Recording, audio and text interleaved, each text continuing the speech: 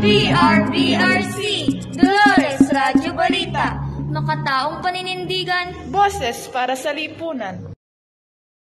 Mula sa bulwagang pambalitaan, pinanagsandigan ng bayan, ito ang DRBRC 97.5. Mga kaganapang nakalap sa loob at labas ng bansa. Mga isyong tinututukan, ito ang Dolores Radyo Balita. Nakataong paninindigan, Boses para sa lipunan, 97.5 Dolores Radyo Balita, sa palapihitan ng inyong mga radyo.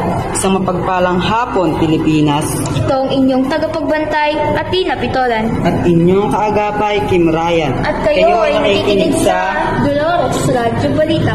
Magandang hapon, partner. Kumusta ka naman? Maayos naman, partner. Ito at napapataas ang kilay sa taas ng mga bilihin. Ay, siyang tunay. Kahit ako man din, partner. Naku, ang mga bilhin ngayon tila ba ginto. Sinabi mo pa, partner, ang 1,000 mo noon ay halos puno ng isang car. Pero ngayon, sa kamay at braso pa lamang ay sapat na. Mapapasabi ka na lang talaga ng inflation is real. Speaking of inflation, ilan na nga ba inflation rate ngayon, partner? Ay, Diyos ko, partner. Imbis na bababa ay lalong tumataas. Noong Hunyo ay umabot na sa 6% at habang tumatagal ay lalong tumataas at noong nakaraang Setyembre na ay umabot na sa 6.9%. Medyo nagulat lamang ako sa naging tugon ng ating Pangulo nang siya ay tanungin ng isang reporter kung ano ang balak niyang gawin sa inflation rate na umabot na sa 6%. Dahil ayon sa Pangulo ay hindi siya sumasang-ayon sa numerong binanggit ng reporter. Ha, narinig ko rin yan, partner. Maski ako din ay nagulat kasi kung hindi siya sumasang-ayon sa numerong iyon, para na rin niyang sinasabi na hindi siya sumasang-ayon sa datos ng gobyerno din naman ang gumagawa at naglalabas sa publiko.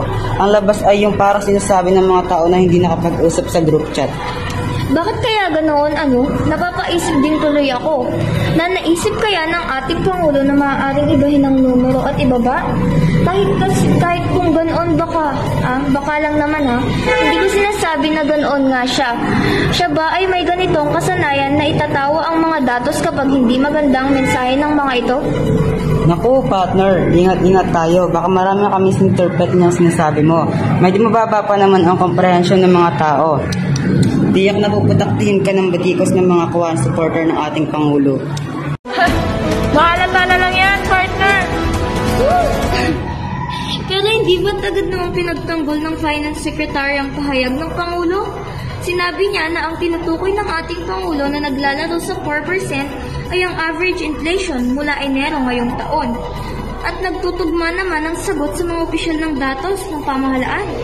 Ngunit, hindi ba't ang tanong ng reporter ay kung anong gagawin? Oo, partner. May agam-agam din naman ako. Ngunit paano pang mababago ang tapos na? Wala rin namang malaking problema kung aaminin ang pagkakamali kaysa ang gumawa ng mga masasabing mga palusot. Napagod kasi ang taong bayan sa ganyang sistema na pagkatapos ng pahayag ng dating Pangulo, asahan mo may kasunod na magpapaliwanag tungkol sa mga nasabi upang magbigay ng alternatibong eksplanasyon. Hindi pa pala tapos ang ganong mga eksena. Pero mabuti naman at sa pagkakataong ito ay naiwasto na ng isang batikang ekonomista na naglingkod ng maraming administrasyon na agapan na ang issue, partner. Ngunit sana wala nang kasunod muna. Kapag ganito kasi ang naging kalakaran, kagaya ng umalis na administrasyon, paano pang hahawakan ng mga pahayag ng ating pamahalaan? Tama ka dyan, partner. Ay nako, pero maubos na ang oras kaya magpaalam na tayo. At yan po ang isyong ating tinalakay sa hapong ito. Muli, ako ang inyong tagapagbantay, Siana Pabustan. At ako ang inyong kaagapay, Atina Pitola. At kayo ay nakikinig sa DRBRC, Dolores Radyo Balita, makataong paninindigan, boses para sa lipunan.